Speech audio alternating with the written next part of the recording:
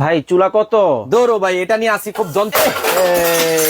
ভাই ফালাই দিলেন ভাই এটাও ফালাই দিব, এই যে 2024 এটা ফালাইতেছেন কেন এই ভাই? 24 ফালাই দেবো ভাই, দরকার নাই। শেষ। ভাই এইভাবে সব ফালাই এই যে হাড়ি পাতিল, হ্যাঁ। এটাও যন্ত্রণা ফালাই দেবো ভাই ভাই আপনি সব ফালাই দিতেছেন কেন? ভাই, যন্ত্রণা বিদায় করছি। ভাই। 2022 2024 গেল, 2025 সালে ভাই রোবট আসছে বাংলাদেশে, রান্না রোবট করে দেওয়ার আসছে? মতো। এই যে এইটা?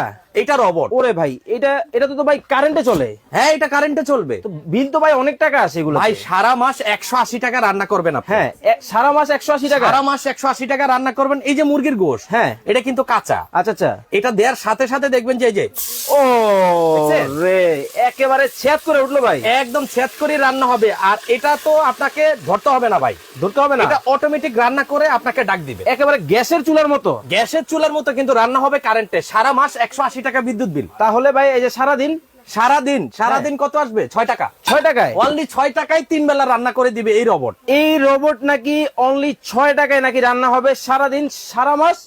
সারা মাস 180 টাকা। ভাই শুধু কি তরকারি রান্না করা যায় এটার মধ্যে? ভাতও হবে ভাই। মানে এই যে চাল, হ্যাঁ, ওরে ভাই এই চাল তো ভাই একবার করা চাল, এটা হবে 100% হবে। এটা জাস্ট ধুয়ে রাখা। হ্যাঁ। এখন আমি এটার মধ্যে দিয়ে দিব। আর এই কাজটা হবে কি জানেন? কি রোবট কি করবে এখন? কি করবে ভাই? এটা 10 মিনিটের ভিতরে ভাত রান্না করে আপনাকে এইভাবে 3 বার ডাক দিবে।